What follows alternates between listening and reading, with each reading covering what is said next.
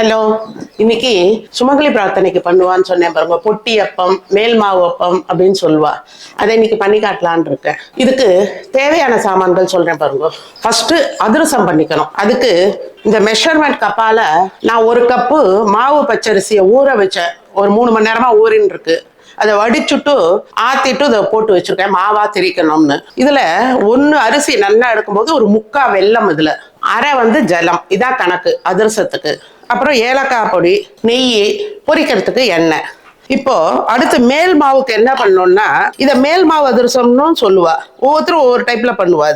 இந்த மேல் மாவை, இந்த மேல் மாவுக்கு அந்த மெஷர்மெண்ட் கப்பாலேயே ஒரு 1/4 கப்புக்கு உளுத்தம்பருப்பும் ஒரு 2 ஸ்பூன் அரிசியும் போட்டு இதை நான் ஊற வச்சிருக்கேன். அதுக்கு 1 டேபிள் ஸ்பூன் தேங்காய் போடணும். இதை நல்லா அரைக்கணும். ஒரு சிட்டிக்கை உப்பு. இதுதான் மேல் மாவு. சிலர் வெறும் அரிசி தேங்காய் மட்டும் அரைச்சுட்டு அதை மேல் மாவா யூஸ் பண்ணுவா. சிலர் உளுந்து போடும்போது கொஞ்சம் சாஃப்டா வருது. இப்ப ஃபர்ஸ்ட் அதிரசம் பண்ணிக்கலாம். இதுக்கு இந்த அரிசியை போய் நான் அதை அரைச்சுன்னு சலிச்சுட்டு காட்டுறேன் உங்ககிட்ட. இப்ப பாருங்க, இந்த மாவை சலிக்கிறேன். இப்போ இதை பாருங்க, இந்த 3/4 கப்பு வெல்லத்தை போட்டுட்டு இதுல 1/2 கப்பு ஜலம்.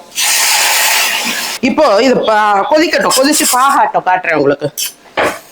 கரைஞ்சி இது பாகாகணும். நல்லா அந்த தக்காளி பழ பாகு வந்தோடனே காட்டுறேன். இப்போ இதுல பாருங்க, ஏலக்காய் பொடி, நெய். இப்ப பாருங்க, அந்த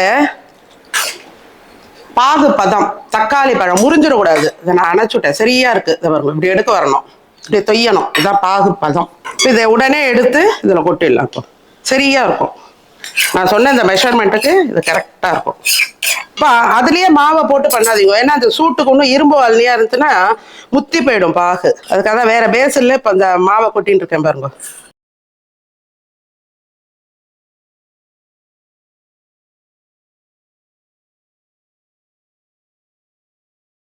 பார்த்தா கரெக்டா இருக்கு பாருங்க. 1 ஸ்பூனு சின்ன ஸ்பூனால நெய் விட்டுருக்கேன். அடுத்த நாள்னா நம்ம முதல் நாளே மாவை கலரிட்டு அடுத்த நாள் கூட பண்ணி போகுது. அதிர்சத்தை நல்லா வரும். பட் சுமங்கலி பிரார்த்தனை அன்னைக்கு என்ன பண்ணுவோம்னா, அன்னைக்கே தானே எல்லாம் மடியா தானே பண்ணுவோம். அதனால அன்னைக்கே பண்றதால இதை அப்படியே எப்படி பண்றதுன்னு நான் பண்ணி காட்டுறேன் உங்களுக்கு. அந்த காரியத்தை பார்க்கலாம். இப்போ அதிர்ச மாவு கலரி ஒரு 1/2 மணி நேரம் ஆயிடுதா. இப்போ இதை ஊற போட்டுருந்தோம் பாருங்க. அந்த உளுந்தும் அரிசி ஊற போட்டதுலேயே அது நல்லா 1 மணி நேரமா ஊறின்னு இருக்கு. இப்போ இதுல சும்மா ஒரே ஒரு உப்பு கல் போட்டுடணும். போட்டுட்டு கொஞ்சம் தேங்காய் துருவல் வெத்தையா இருந்தா க்ரஷ் பண்ணி போட்டுக்கோங்க. 2 டேபிள் ஸ்பூன் போட்டிருக்கேன் இதுக்கு. இப்போ இதை நைஸா மட்டா ஜலத்தை விட்டு அரைச்சுன்னு வரணும். இப்போ பார்த்தீங்களா, நான் ஒரு 2 ஸ்பூன் தான் ஜலமே விட்டேன். அதுக்கு மேலே விடாதீங்க.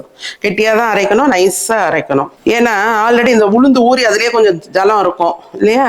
அதனால தான் மட்டா விட்டு ஃபர்ஸ்ட் க்ரஷ் பண்ணிக்கோங்க. அதுக்கப்புறம் இந்த 2 ஸ்பூன் தண்ணியை விட்டு அரைச்சல்னா நல்லா வந்துடும். இந்த மாதிரி ஓட ஓட அரைக்கக்கூடாது. இப்போ அடுப்பை மூட்டி இந்த வானலியில் எண்ணெயை விட்டுடுறோம். அப்புறம் இந்த மாவுல பாருங்க, சும்மா ஒரே 1 ஸ்பூன் நெய் விட்டுருக்கேன். அப்பதான் அந்த சாஃப்ட்னஸ் கிடைக்கும் உங்களுக்கு. அப்புறம் கொஞ்சம் ஜலமும் ஒரு 1/2 ஸ்பூன் எண்ணெயும் விட்டுட்டு அந்த இலைக்கு மேலே தடவிட்டு நம்ம தட்டுறதுக்கு ஈஸியாக நல்லா வரும். அதுக்கு தான் ரெடியாக எடுத்து வச்சுப்போம். இப்போ பார்த்தீங்கன்னா இந்த அதிர்ச மாவு நல்லா சேர்த்து பசைஞ்சுக்கோ. இது கரெக்டாக இருக்கு. சப்போஸ் உங்களுக்கு கொஞ்சம் ஜலமானதுக்கு 2 கோதுமை மாவை அதில் போட்டு கலந்துக்கோங்க. இறுக்கமா இருந்தா சொட்டு வெந்நீரை கையால் இப்படி தொட்டு தொட்டு இப்படி சேர்த்து பசைங்கோ. நல்லா தட்டுற அளவுக்கு கிடைக்கும். இப்போ பாருங்க, இதை என்ன பண்ணணும், அந்தந்த இலைக்கு தகுந்த மாதிரி இப்படி ரோலாக பண்ணிக்கணும். ஃபர்ஸ்ட் வச்சுக்கோங்க. அடுத்து இப்போ இந்த எண்ணெயும் ஜலத்தையும் கலந்து வச்சிருக்கோம் இல்லையா, அதை எடுத்து சும்மா இப்படி ஸ்ப்ரெட் பண்ணிப்போம். இந்த மாவு இருக்கு பாருங்க, நெய் விட்டு வச்சிருந்தாலே அதை கலந்துக்கிறேன். கலந்துட்டு இப்போ பாருங்க, இதில் கொஞ்சோண்டு இதில் போட்டுக்கணும். இதை அப்படியே ஸ்ப்ரெட் பண்ணிக்கணும்.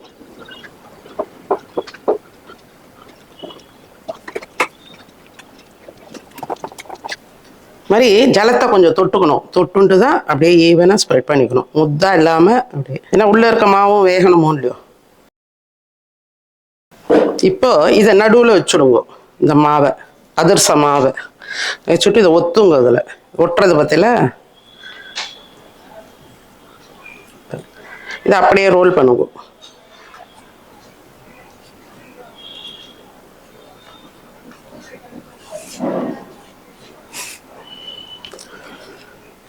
இதில் ஒட்டின்னு இருக்கு பாருங்க.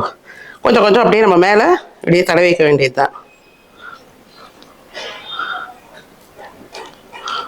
இப்போ அடுத்து இது தட்ட வேண்டியதுதான். இதை எத்தனை பாகம் வருமோ அந்த மாதிரி எந்த சைஸுக்கு வேணுமோ அந்த மாதிரி பண்ணிக்க. நான் ஒரு இதை 4 சின்ன சின்னதாக தான் போட போகிறேன், அதனால 4 பண்ணிக்கிறேன்.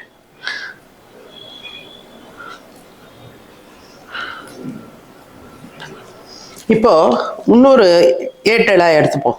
எடுத்துன்ட்டு இதை பாருங்க, இந்த எண்ணெயை கொஞ்சம் தடவிப்போம்.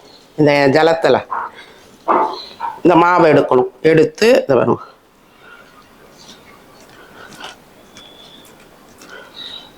இப்படி இந்த பாமால இப்படி தட்டுக்கும்.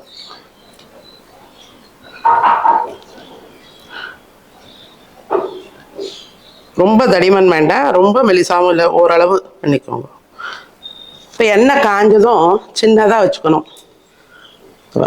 இதை அப்படியே எடுத்து இதில் போட வேண்டியதுதான். எல்லாம் எப்படி எழும்பி வருது பாருங்க, தானா அப்படி மேலே எழும்பி வரும்.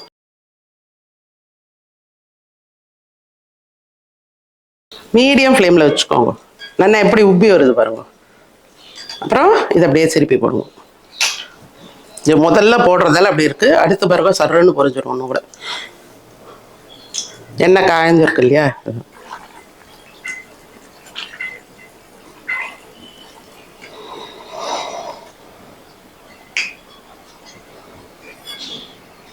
இப்போ அடுத்தது தட்டம் பாருங்க. இதே மாதிரி சொட்டு எண்ணெயை தொட்டுண்டு பண்ணால் தான் இலையிலேருந்து எடுக்க வரும். இந்த இடத்துலையும் கொஞ்சம் ஜலத்தை தொட்டுக்கோங்க. லைட்டாக தொட்டுக்கணும். நிறையனா எண்ணெயில் அப்புறம் சத சதான்னு அடிக்கும் வேற, அது வேற.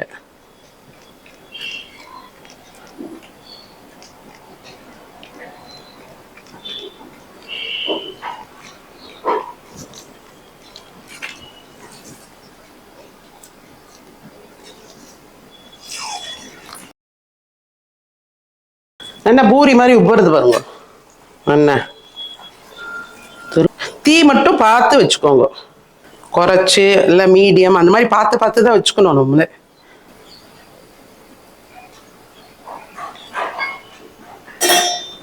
இதே மாதிரி தான் எல்லா தரிசதும் தட்டணும். எல்லாத்தையும் தட்டிட்டு உங்களுக்கு காட்டுறேன். இப்போ பார்த்தல ஒரு 12 அப்பம் அதில் கிடச்சிது உங்களுக்கு. மீதி மாவு அது கரெக்டாலாம் பண்ண முடியாது, கொஞ்சம் மீறத்தான் மீறும். இதை வேணும்னா ஒரு பச்சை மிளகா போட்டு இன்னும் கொஞ்சம் பெருங்காயப்பெல்லாம் போட்டு அப்புறம் போண்டாவாக போட்டு கொடுத்துருங்க. அப்படி இல்லைன்னா தோசை மாவில் கலந்துக்கோங்க. அது இந்த 12 வந்திருக்கு பாருங்க. என்ன இதை பாருங்க எவ்வளோ சாஃப்டாக இருக்குன்னு நீங்களே பாருங்க. எல்லாமே நல்லா சாஃப்டாக வந்துருக்கு. அந்த மாதிரி கட்டையெல்லாம் வராது. இது பாருங்க பார்த்தல அவ்வளோ சாஃப்டாக இருக்கு பாருங்க. பாருங்க ரொம்ப ஜோரா வந்திருக்கு. இதுல நடுவுல ஒரு டிப் ஒன்று சொல்றேன் பாருங்க. ஒரு 5 அப்பம் பண்ண உடனே 6வது அப்பத்துக்கு இதை பாருங்க ஓட்டையை பத்தியில அது வந்து ஒட்டிக்கிறது. சிரமம் பார்க்காம என்ன பண்ணணும், மறுபடியும் அந்த இலையை நான் அலம்பிட்டு எண்ணெயை தொடச்சிட்டு மறுபடியும் பண்ணும்போது எல்லாம் நல்லா வந்திருக்கு. இப்போ இந்த போன தனி கூட்டு போட்டேன் இல்லையா, அதுல வந்து யாரோ கேட்டிருந்தா கமெண்ட்ஸ்ல சாஃப்டா வருமான்னு கேட்டா. அவ பாருங்க எவ்வளவு சாஃப்டா வந்திருக்கு பாருங்க. அதான் இந்த உளுந்து சிலர் வந்து வெறும் அரிசி போடுறதால மேபி அப்படி வருமோ என்னமோ தெரியல எனக்கு. நான் அந்த மாதிரி பண்ணி பார்க்கல. உளுந்து, அரிசி, தேங்காய், 1 ஸ்பூன் நெய் இதை போட்டு பண்ணும்போது ஜோரா வரும். இது பாருங்க நல்லா வந்திருக்கு எனக்கு.